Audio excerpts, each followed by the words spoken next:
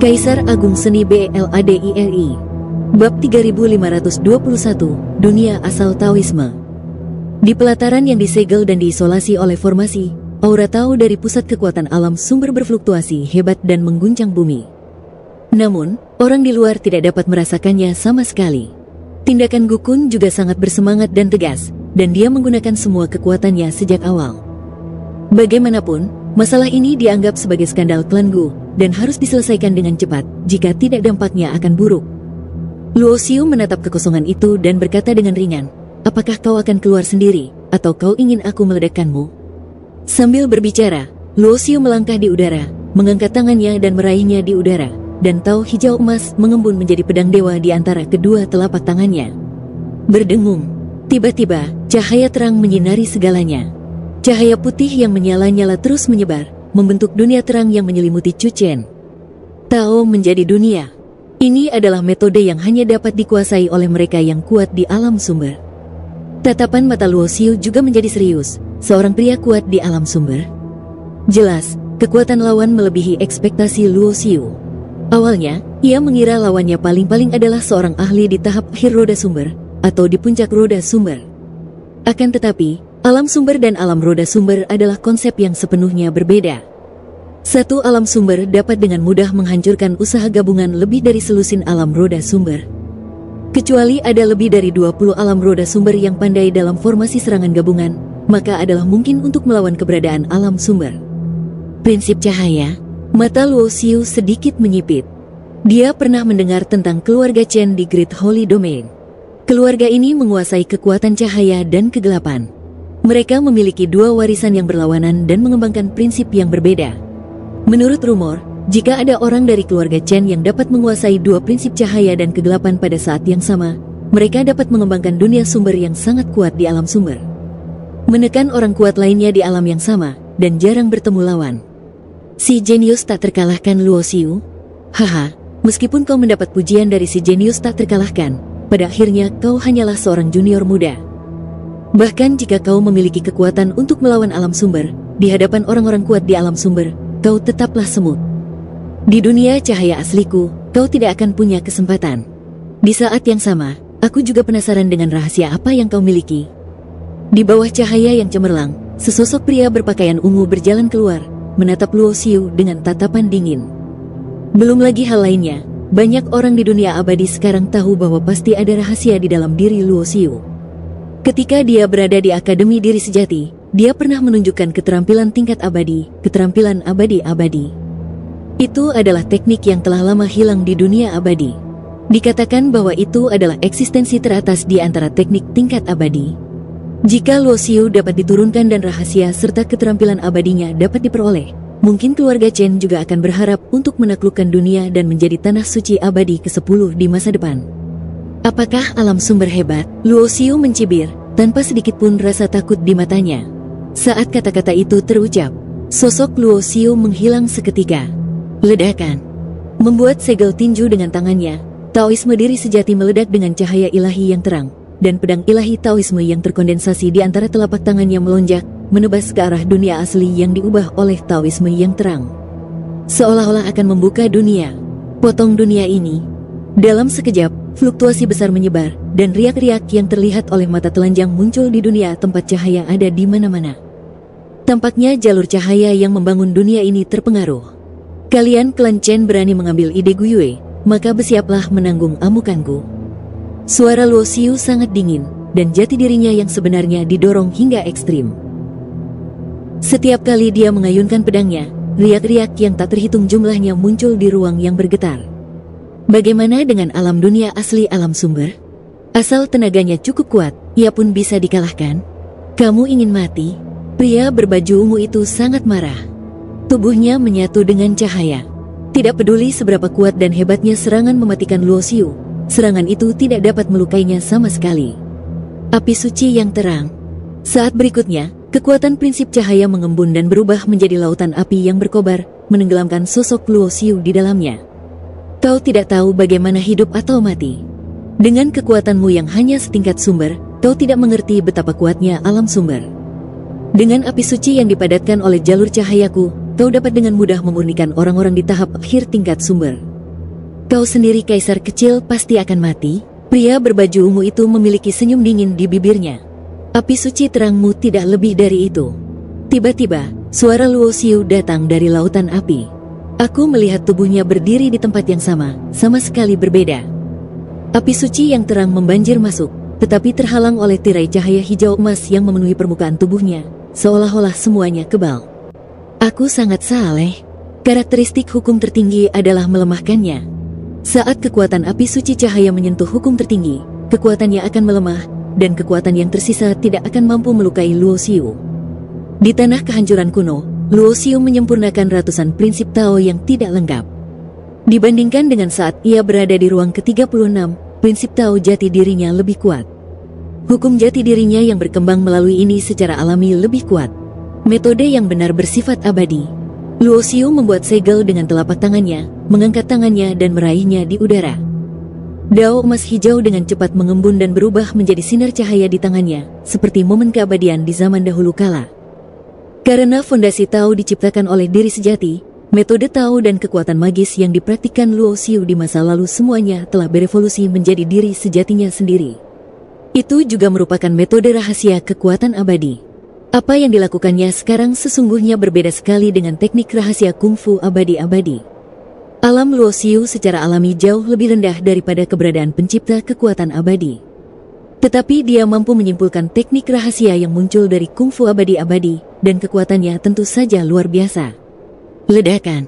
Seberkas cahaya bagaikan mencabik dan menghancurkan segalanya, memecah api suci yang terang benderang. Saat sosok itu menghilang, Luo Xiu bergegas menuju pria berpakaian ungu itu dengan kecepatan yang mencengangkan. Ledakan. Dia mengepalkan tangannya lagi, dan ruang di telapak tangannya hancur berkeping-keping, menimbulkan suara keras dan tumpul. Diri sejati tampaknya berubah menjadi kilat biru emas dan melilit tinjunya. Hukum sejatiku dapat mengalahkan semua hukum dengan satu kekuatan. Gemuruh. Dunia asli yang dibangun oleh jalur cahaya runtuh inci demi inci. Pria berbaju ungu itu mundur dengan ekspresi ngeri. Dia tidak pernah menyangka bahwa dunia asalnya akan hancur. Bagaimana mungkin seorang junior dapat melakukan hal ini? Bukankah rumor mengatakan bahwa meskipun Luo Xiu telah membunuh alam roda sumber, kekuatannya sama sekali tidak mungkin untuk mencapai tingkat alam sumber? Tahukah kamu, meskipun dia hanya seorang yang baru saja naik pangkat ke alam sumber belum lama ini, dia jelas merupakan eksistensi yang jauh lebih kuat daripada mereka yang berada di puncak alam sumber. Memotong. Terdengar teriakan dingin, lalu pedang hijau emas yang panjangnya ribuan kaki jatuh dari langit dan menyerang. Bajingan, kau pantas mati. Pria berbaju ungu itu meraung, dan jalur cahaya itu dengan cepat mengembun dan berubah menjadi pedang telapak tangan yang besar. Dengan suara keras, pedang 1000 kaki itu hancur berkeping-keping. Sialan, sialan, kok dia bisa sekuat itu? Pria berbaju ungu itu tidak bisa tenang. Sepertinya dia menghancurkan gerombolan pedang Luo Xiu dengan satu telapak tangan. Namun pada kenyataannya, tingkatan Luo Xiu lebih rendah darinya. Tetapi kekuatan Dao begitu istimewa, dia hanya bisa menahan serangan Luo Xiu dengan menggunakan kekuatan yang lebih besar. Singkatnya, Tao Luo Xiu seperti benda padat, sedangkan Tao dirinya, seorang ahli di alam sumber, seperti cairan. Ada perbedaan kualitas di antara keduanya. Bab 3522 membunuh alam sumber. Saya agak terlalu kuat sekarang. Luo Xiu melangkah di udara, merasakan prinsip-prinsip Tao yang kuat mengalir di tubuhnya. Keterkejutan dan keterkejutan di hatinya tidak berbeda dengan yang dialami keluarga Chen. Diri sejati adalah salah satu aspeknya. Kekuatan penciptaan asli adalah aspek lainnya. Secara normal, tingkat kekuatannya harus berada pada tingkat sumber. Namun, sejak terakhir kali jejak paling kuno milik para abadi dibangkitkan, Luo Xiu merasakan ada kekuatan khusus yang perlahan menyatu dengan tubuhnya, membuat kekuatan Tao-nya terus meningkat dan menjadi lebih kuat. Dia tahu bahwa ini adalah penyatuan Xianfan dan Luo Xiu. Fusi memerlukan suatu proses. Keadaan integrasi paksa terakhir di ruang ke-36 hanya dapat dianggap sebagai sarana ledakan. Mati. Dewa cahaya Dharma Suci akan datang. Taoisme tak terbatas berkumpul, dan sosok pria berbaju ungu langsung tenggelam. Pada saat yang sama, sebuah hantu berbentuk manusia yang seluruh tubuhnya dipadatkan dengan prinsip-prinsip cahaya muncul, dengan aura yang luas dan tak terduga melonjak di sekitarnya, jauh melampaui tingkat roda sumber. Alam cahaya agung. Sebuah tangan besar menutupi langit dan bumi, dengan sebuah dunia terbentuk di telapak tangan tersebut, menyelubungi Luo Xiu di bawah telapak tangan tersebut. Hanya itu, hancurkan saja untukku. Luo Xiu melangkah maju, membentuk segel tinju dengan kedua telapak tangannya, dan melancarkan 99 pukulan dan 81 pukulan dalam sekejap. Seekor lalat capung mengguncang pohon. Hukum suci cahaya dan kekuatan surgawi adalah rahasia penindasan klan Chen kita. Mustahil bagimu untuk menolaknya. Ledakan. Sebelum lelaki berbaju ungu itu selesai bicara, suara keras yang mengerikan tiba-tiba meledak, dan berbagai pertahanan yang dipadatkan oleh jalur cahaya hancur satu demi satu. Bekas tinju itu tampaknya telah menembus ruang dan waktu dan mengenai dadanya. Engah. Lelaki berbaju ungu itu mengangkat kepalanya dan menyemburkan darah, lalu terbang menjauh di tempat. Seberapa kuat segel tinju Luo Xiu? Tubuh fisiknya sudah sebanding dengan artefak tingkat sumber. Bahkan dengan penghalang berat dari prinsip cahaya, pukulan yang menembus ruang dan waktu ini hampir menembus tubuh pria berbaju ungu, menyebabkan pria kuat di alam sumber terluka parah di tempat. Tanda seru. Pedang sihir cahaya, potong, potong, potong. Lelaki berbaju ungu itu meraung dengan marah. Pakaian ungunya berlumuran darah dan matanya merah karena marah. Gumpalan cahaya mengembun dan berubah menjadi senjata ajaib yang tak terhitung jumlahnya yang memenuhi langit. Ruang itu langsung terkoyak, dan kekuatan pembunuh yang luar biasa membanjiri Luo Xiu lagi. Bahkan seorang Yuan Lun tahap akhir seperti Gukun tidak akan berani melawan teknik pembunuhan seperti itu. Kalau tidak, dia pasti langsung terbunuh begitu berhadapan langsung dengannya. Namun, tingkat pembunuhan ini masih belum mampu menggoyahkan pertahanan diri sejati. Begitu semua serangan bersentuhan dengan hukum tertinggi, sebagian besar kekuatannya akan melemah. Sebagai orang di alam sumber, dia terlalu lemah. Luo Xiu menggelengkan kepalanya. Jelas, alam sumber keluarga Chen sangat berbeda dari apa yang dipikirkan Luo Xiu sebagai alam sumber. Alam itu jauh lebih lemah dari yang dipikirkannya. Junior, apakah kamu berani menghinaku? Wajah laki-laki berpakaian ungu itu menampakkan keganasan bagaikan hantu. Apa? Saat berikutnya, mata pria berbaju ungu itu melebar, karena sosok Luo Xiu menghilang dari pandangannya, dan ketika dia menundukkan kepalanya, dia melihat bekas tinju di dadanya yang terus membesar, menutupi tubuhnya. Bekas tinju itu ditembus dengan paksa dan sejumlah besar darah meledak. Gemuruh. Baru pada saat inilah gemuruh guntur terdengar. Petir berbentuk naga menyambar dan mendarat di belakang pria berbaju ungu, memperlihatkan sosok Luo Xiu. Seni jati diri saya, metode naga petir. Dengan peningkatan ranahnya sendiri, teknik naga petir juga dipromosikan ke ranah baru oleh Luo Xiu, terutama dalam hal kecepatan ekstrim. Detik tembakannya begitu cepat sehingga bahkan yang kuat di alam sumber tidak punya waktu untuk bereaksi. Alam sumber tidak lebih dari ini. Suara samar Luo Xiu terdengar perlahan. Engah.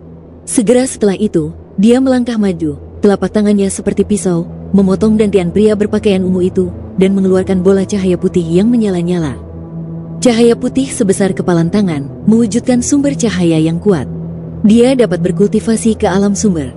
Jelas bahwa ketika pria berbaju ungu menjadi kaisar, dia setidaknya memiliki dasar tahu yang ditempa dari benih sumber teratas. Faktanya, memang demikianlah kenyataannya. Meskipun kelompok benih sumber dengan atribut cahaya ini bukanlah spesies sumber yang unggul, ia tidak jauh tertinggal. Di antara spesies sumber teratas, ia juga merupakan salah satu dari sedikit yang dapat diberi peringkat sangat tinggi. Ini tidak mungkin. Melihat bahwa benih sumber yang menciptakan Dao Foundation telah diambil, mata pria berpakaian ungu itu membelalak. Dia mati-matian menggunakan kekuatan Dao, berharap dapat menggunakan kekuatan pemurnian atribut cahaya untuk melenyapkan Luo Xiulian. Namun, semua ini hanyalah fantasi belaka. Sejak awal, dia sama sekali tidak menganggap serius junior seperti Luo Xiu. Dia berpikir bahwa dengan kultivasi awalnya di alam sumber dan kekuatan pemurnian dan pemurnian prinsip cahaya, siapapun di bawah alam-alam sumber akan mampu mengalahkannya. Tidak mungkin untuk lolos dari telapak tanganmu. Hasilnya di luar dugaan. Hasil akhirnya adalah dia dikalahkan di tangan seorang junior yang hanya memiliki tingkat kultivasi Kaisar Agung. Kekuatan Taoismenya lebih kuat dari alam sumber biasa. Baru pada saat itulah lelaki berbaju ungu itu benar-benar terjaga dan sadar. Tetapi saat ini, bahkan jika dia ingin bertarung, dia tidak mempunyai kesempatan. Karena benih sumber yang membentuk fondasi jalan tersebut semuanya diambil paksa oleh Luo Xiu dan dipisahkan dari tubuhnya. Sebagai orang di alam sumber, kamu seharusnya berjuang untuk melindungi dunia abadi di medan perang yang penuh bencana di masa depan. tetapi kamu seharusnya tidak memprovokasiku. Nada bicara Luo Xiu sangat tenang, tetapi nada tenangnya itu dipenuhi dengan niat membunuh yang tak tertandingi. Ledakan. Dia mengangkat tangannya dan menghancurkan kepala pria berpakaian ungu itu hingga berkeping-keping. Sebagai orang kuat di alam sumber, orang ini tentu saja bukan orang yang tidak dikenal. Namun, Luo Xiu bahkan tidak tahu siapa orang itu dari awal hingga akhir. Dia hanya tahu bahwa orang itu berasal dari keluarga Chen. Luo Xiu, beraninya kau membunuhku? Raungan menggema, walaupun kepalanya hancur dan benih sumbernya telah direnggut, lelaki berbaju ungu itu masih belum mati dan rohnya yang sejati belum musnah. Bagi para pendeta pada tingkat ini, selama roh sejatinya tidak terbunuh, baik tubuh fisik maupun tingkat kultivasinya akan dibentuk kembali. Aku tidak berani membunuhmu. Senyum sinis muncul di sudut mulut Luo Xiu, dan dengan jentikan jarinya, energi pedang emas hijau menebas keluar. Kaki. Begitu roh sejati pria berpakaian ungu itu terbang keluar dari tubuhnya yang hancur, sepertiganya dipotong oleh Luo Xiu. Kehilangan sepertiga dari jiwa aslinya menyebabkan pria berbaju ungu itu berteriak kesakitan, karena hal ini sama saja dengan membunuh sepertiga hidupnya. Luo Xiu, kamu sudah keterlaluan menindas orang lain. Aku, keluarga Chen. Pria berbaju ungu itu masih meraung marah, ingin mengancam klan Chen dengan mengusir mereka. Namun, Luo Xiu sama sekali tidak ambil pusing. Seolah tidak mendengar apa yang dikatakannya, dia menebas energi pedang kedua. Kaki. Roh sejati yang tersisa langsung terpotong, bahkan energi pedang emas hijau pun berubah menjadi api, membungkus roh sejati yang hancur itu. Ah, jeritan melengking itu tidak berlangsung lama sebelum semuanya menjadi tenang.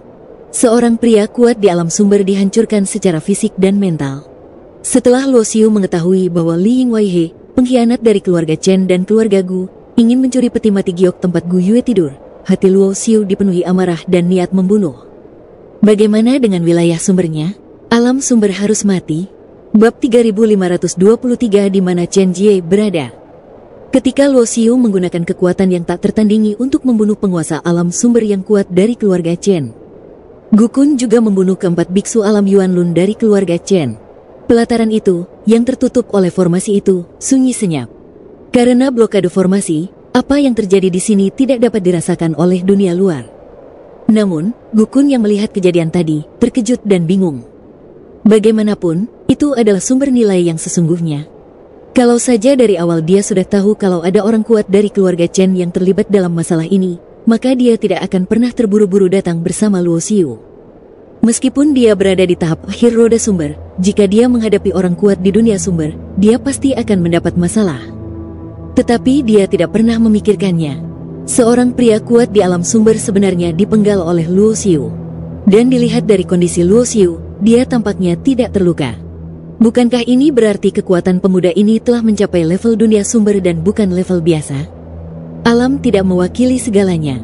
Dimulai dari alam Kaisar Agung, tempat fondasi Dao ditempa dan dikuasai, pentingnya Dao jauh lebih tinggi daripada kultivasi dan alam. Contohnya, orang-orang dari keluarga Chen jelas berada di alam sumber. Mereka jauh lebih tinggi dariku, tetapi mereka tidak sebaik aku karena tahu, jadi mereka akhirnya dibunuh olehku. Sistem kultivasi ortodoks percaya bahwa hanya dengan meningkatkan level kultivasi, seseorang dapat menguasai prinsip-prinsip Tao yang lebih kuat. Ini adalah jalan yang ditempuh oleh orang bijak kuno. Hanya tahu diri sejati yang dapat menciptakan keajaiban dan kemustahilan. Bahkan ketika tingkat kultivasi seseorang relatif rendah, seseorang masih dapat menguasai prinsip-prinsip Tao yang kuat. Hanya saja secara relatif, mereka yang telah mencoba meninggalkan jati diri sejati di masa lalu dan masa kini telah mengalami masa sulit dalam jati diri sejati mereka. Banyak pikiran yang terlintas dalam benak Luo Xiu. Yun Tianyu pernah memberinya banyak buku klasik yang mencatat pengalaman kultivasi dan wawasan banyak orang yang memilih untuk mengikuti jalan jati diri sejati. Sepanjang masa, termasuk Yun Tianyu, ketika mereka mengolah diri sejati, tahap awal mereka lebih rendah dibandingkan dengan mereka yang telah mengintegrasikan dan memurnikan benih sumber tertinggi. Hanya setelah mencapai alam cakra sumber, tahu diri sejati akan terus berkembang dan menjadi semakin kuat, sehingga secara bertahap dapat mengejar mereka yang menguasai Tao tertinggi, dan bahkan akhirnya melampauinya. Dalam arti tertentu, sang master kekaisaran yang mencapai wilayah dominasi melalui prinsip tertinggi, serta para ahli tingkat dominator lainnya, juga menapaki jalan jati diri sejati. Karena prinsip tertinggi dari benih sumber tertinggi, batas tertinggi adalah tingkat penghancuran sumber. Jika Anda ingin melampaui, Anda harus menerobos belenggu Tao asli dan mengembangkan Tao Anda sendiri, yang merupakan Tao dari jati diri Anda yang sejati. Jalan menuju jati diri sejati memiliki kemungkinan pertumbuhan yang tak terbatas. Tapi jalan ini terlalu sulit. Beberapa cincin penyimpanan disimpan. Setelah Luo Xiu dan Gukun memeriksa, mereka tidak menemukan peti mati giok tidur Gu Yue di antara cincin penyimpanan ini. Sepertinya peti mati giok itu sudah dipindahkan terlebih dahulu. Sialan klan Chen. Wajah Gukun sangat jelek. Tetua klan telah mengasingkan diri. Menurut instruksi tetua klan, kecuali jika itu adalah saat kritis hidup dan mati bagi klan Gu, apapun yang terjadi, jangan ganggu orang. Apa yang harus kulakukan? Mengapa mereka mencuri peti giok tidur Gu Yue? Apakah target mereka adalah peti giok, atau Gu Yue yang tidur di peti giok? Luo Xiu juga mengerutkan kening dan bertanya. Aku juga tidak tahu, Gukun berkata tanpa daya. Kakak Gu Yue sangat baik padaku, dan aku menganggap Gu Yue sebagai adikku sendiri. Kalau begitu, aku akan pergi ke klan Chen sendiri. Kata-kata itu jatuh. Tanpa menunggu Gukun mengatakan sesuatu, sosok Luo Xiu melambung ke langit dan segera menghilang. Ini. Gukun membuka mulutnya, tetapi sebelum dia bisa mengatakan apapun, Luo Xiu sudah mengambil langkah pertama. Daerah tepian domain suci agung, bersebelahan dengan daerah lainnya. Area ini umumnya tidak dapat diakses dan sebagian besar terdiri dari bintang-bintang yang terbengkalai. Tanah leluhur keluarga Chen dibangun di sini. Konon, ribuan bintang tandus dilebur menjadi satu dan disempurnakan menjadi sebuah benua luas yang tergantung di angkasa berbintang yang luas. Dengan benua bintang ini sebagai intinya, orang-orang kuat dari segala generasi telah mengukir formasi dan meninggalkan warisan. Tempat ini disebut Chenji. Implikasinya adalah dunia keluarga Chen. Di luar alam Chen, ada sejumlah besar formasi terukir di atasnya, dengan cahaya dan kegelapan saling terkait, menghalangi semua persepsi dan eksplorasi spiritual. Oleh karena itu, bahkan jika Anda berdiri di dekat Chenjie, Anda tidak dapat merasakan dan melihat pergerakan di Chenjie dengan kesadaran spiritual Anda. Dari kejauhan, Chenji tampak sunyi. Hanya ketika Anda benar-benar menginjakkan kaki di alam Chen, Anda dapat melihat dunia yang luas dan luas, dengan gunung-gunung hijau, gunung-gunung dan sungai-sungai yang indah, dan sungai-sungai yang deras. Langit dan bumi dipenuhi dengan napas asal mula kekacauan dan napas Tao. Saat ini di pusat Chenji, di sebuah istana setinggi 10.000 kaki, ratusan anggota inti klan berkumpul di sini. Mereka yang dapat disebut sebagai anggota suku inti harus setidaknya memiliki tingkat kultivasi di atas tingkat Kaisar Agung. Di posisi tertinggi, duduk seorang lelaki tua. Walaupun kelihatannya agak tua, dia masih memiliki perawakan tinggi dan punggung tegak. Para anggota suku yang hadir semua terkagum tatkala mata mereka tertuju pada lelaki tua itu. Karena dia adalah patriark klan Chen saat ini, dan dia juga yang tertua dari klan Chen. Orang dengan kultivasi dan kekuatan terkuat adalah eksistensi di puncak alam asal. Dalam bentuk lampau, patriark klan Chen sebelumnya berada di tingkat alam penghancuran asal. Sayangnya, selama perang bencana kedua, pemimpin klan sebelumnya meninggal, tetapi para tetua klan Gu yang bertempur bersama di medan perang selamat.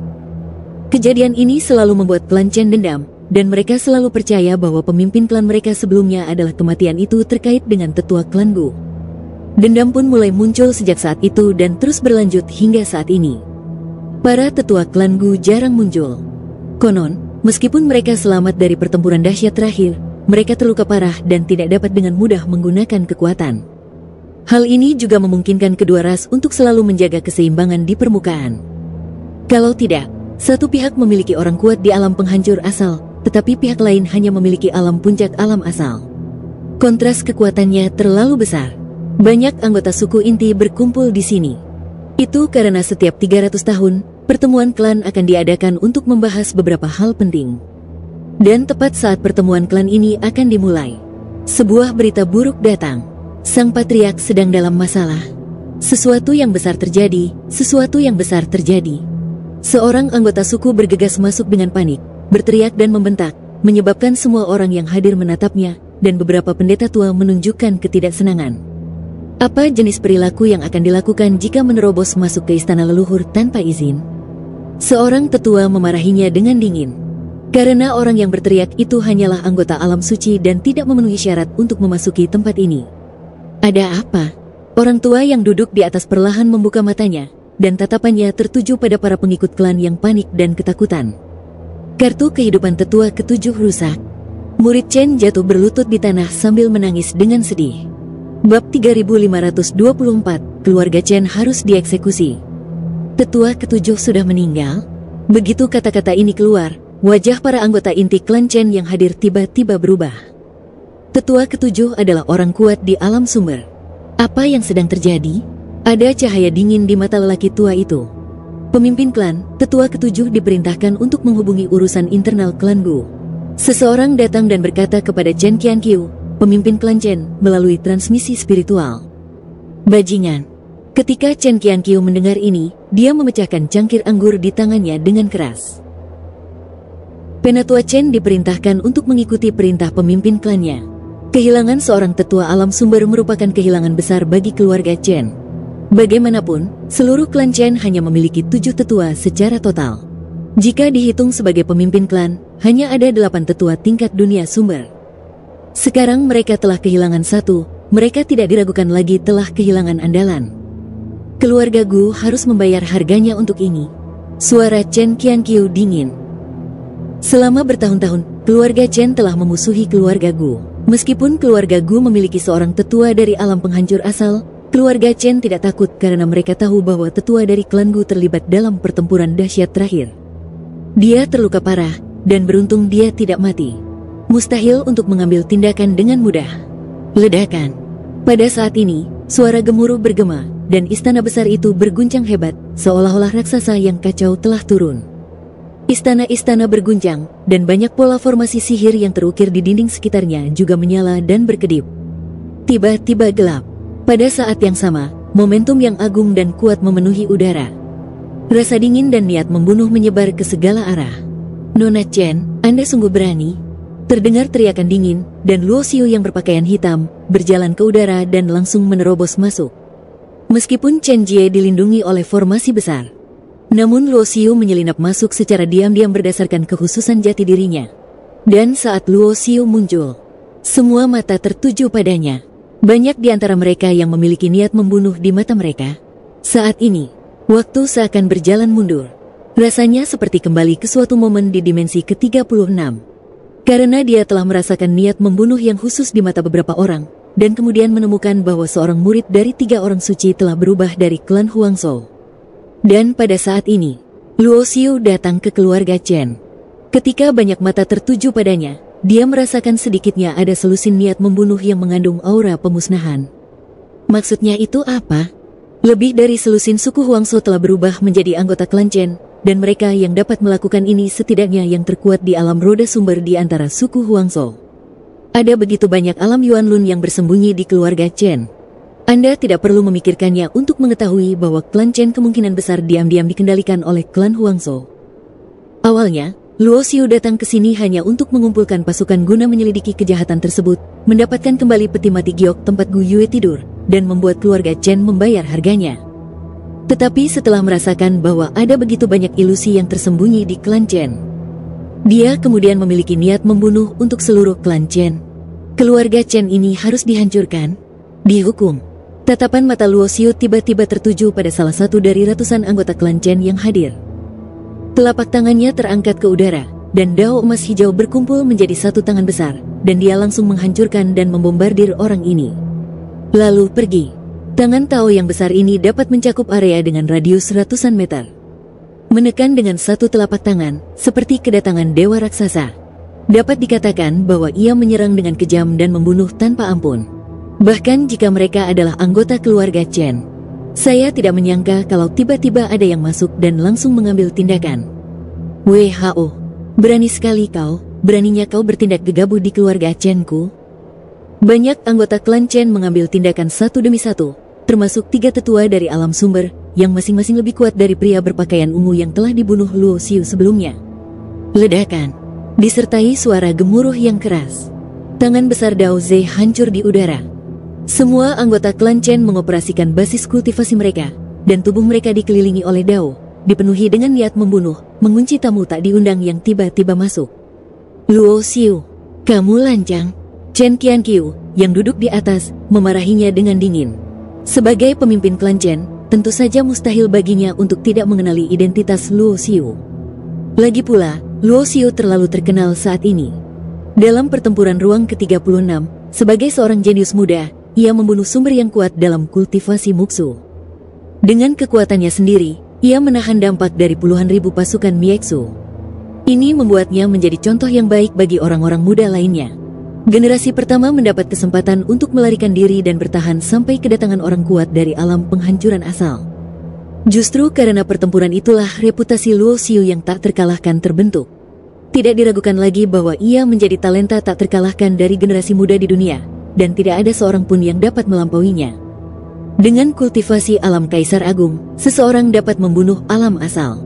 Belum lagi para jenius muda masa kini. Bahkan dalam rentang waktu yang panjang dari zaman dahulu hingga sekarang, tidak ada seorang pun dari generasi jenius manapun yang mampu mencapai tingkat ini.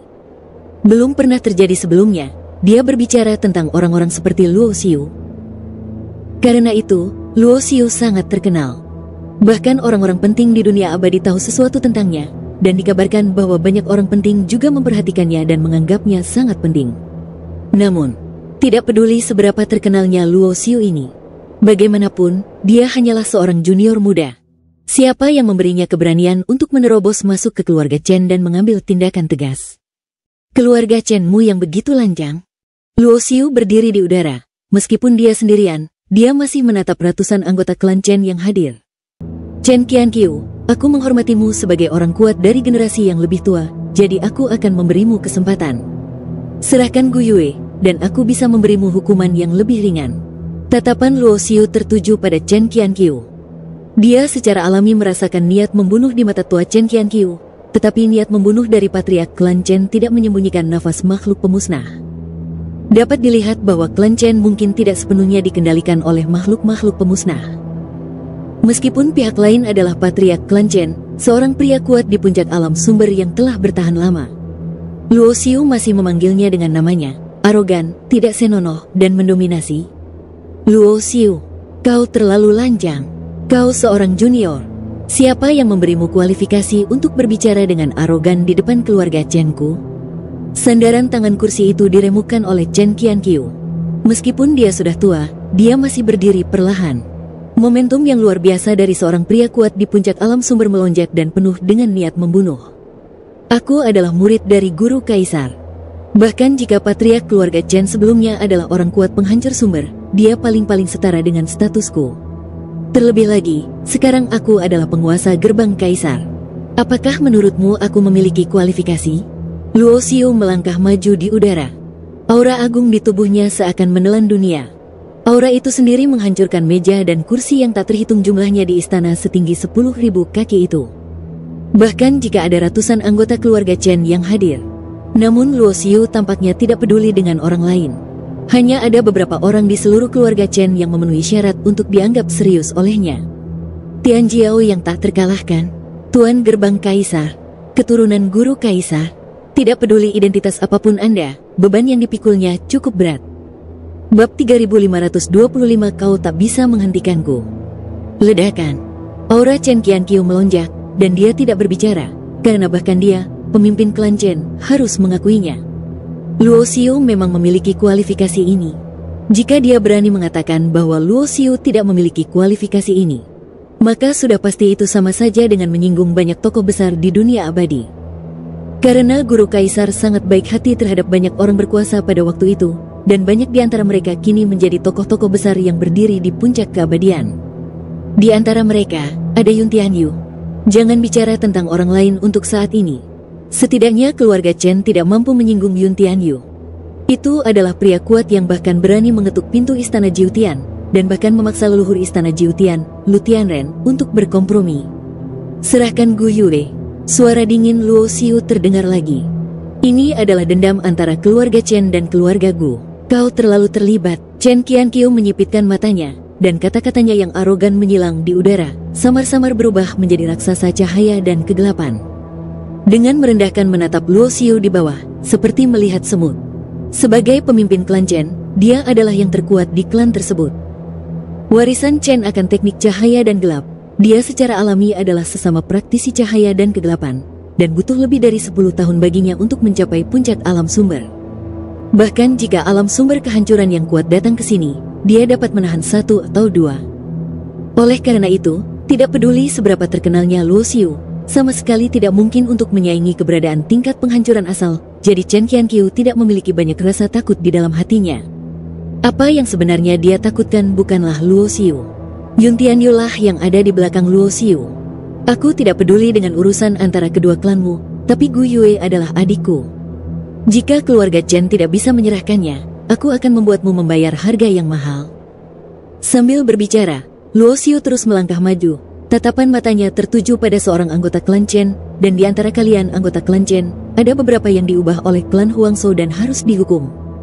Dalam sekejap, sosok Luo Xiu menghilang, hanya menyisakan seberkas cahaya hijau kemasan seperti kilat di langit. Segel tinju mengguncang dunia, dan kekuatan yang cemerlang membuat orang gemetar, dan dia langsung menuju ke arah anggota klan Chen. Kamu bicara omong kosong, beraninya kamu memfitnah keluarga Chen kami. Chen Qianqiu sangat marah. Jika salah satu anggota klan Chen berubah menjadi klan Huangzhou, itu pasti akan menjadi seember air kotor yang dituangkan ke klan mereka, yang akan menjadi masalah besar. Terlebih lagi, orang yang ingin dibunuh Luo Xiu adalah putra yang paling dicintainya, Chen Qianqiu. Ledakan. Jalur cahaya dan kegelapan saling terkait, seakan berubah menjadi gelombang raksasa, bergelombang dan berdampak, menghalangi momentum pembunuhan Luo Xiu. Chen Qianqiu membentuk segel dengan tangannya dan berteriak dengan dingin, di hadapanku, kamu bahkan tidak bisa berpikir untuk bersikap begitu sombong di keluarga Chen-ku. Aku ingin membunuh seseorang, dan kau tidak bisa menghentikanku. Wajah Luo Xiu tanpa ekspresi, dia berpakaian hitam, dan matanya yang dingin seperti dua pedang dewa, menatap pria Chen yang diduga berasal dari klan Huangzhou. Berdengung, sosoknya menghilang lagi, aura daus emas hijau tajam dan tak terhancurkan, tubuhnya berubah menjadi sinar petir dan langsung membunuh Chen Men. Pada saat yang sama, gelombang kejut yang disebabkan oleh kecepatan ekstrim itu merobek kekosongan, membentuk zona vakum gelap, memusnahkan segalanya.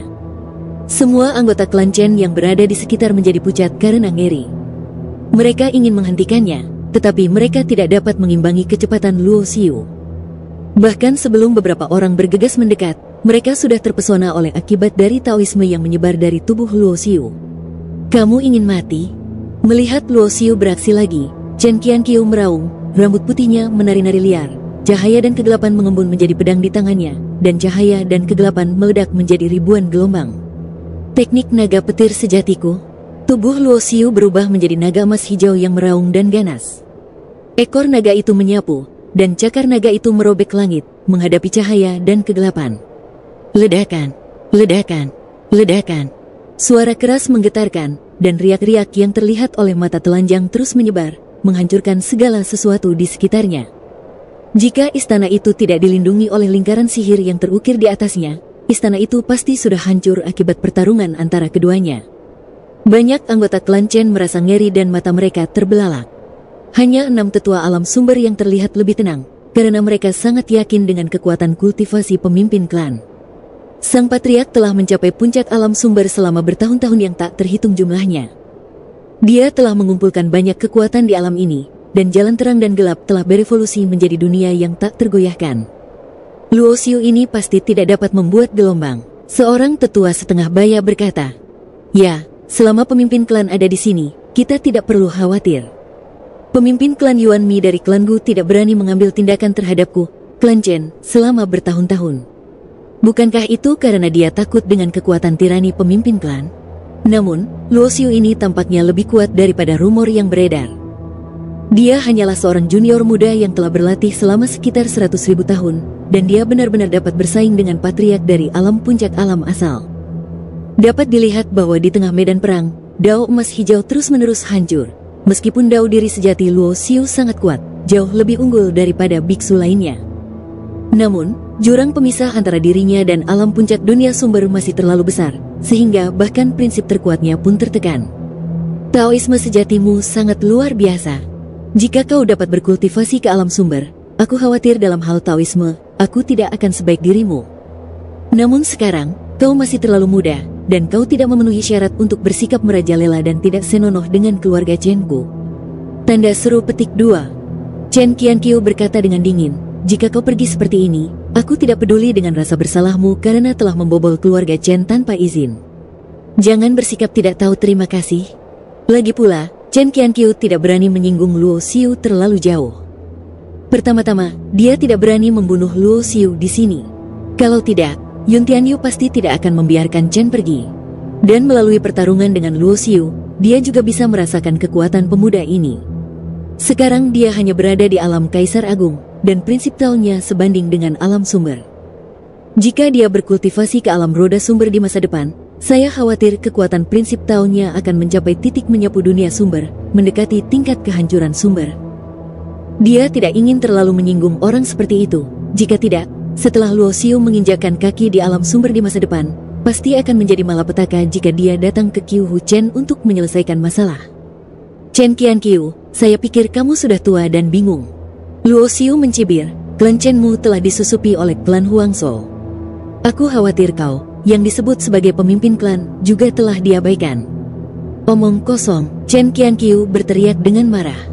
Ini adalah anak kandungku, tetapi kamu mengatakan dia adalah hasil transformasi dari klan Huangzhou. Apakah kamu pikir aku buta? Kemarahan Chen Qianqiu hampir terlihat dari tubuhnya. Jika dia tidak khawatir tentang Yun Tianyu di belakang Luo Xiu, dia pasti tidak akan membiarkan pemuda ini pergi dari sini hidup-hidup. Tuan Chen tidak boleh dipermalukan. Tidak ada gunanya mengatakan lebih banyak. Kau akan tahu setelah aku membunuhnya.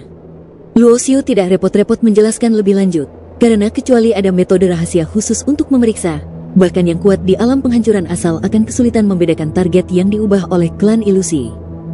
Karena cara klan Huangzhou mengubah targetnya adalah dengan melahap target terlebih dahulu, baru kemudian semua aspek termasuk ingatan bahkan fluktuasi jiwa akan sama persis dengan target yang diubahnya, bahkan orang tuanya pun tidak akan bisa mengenalinya.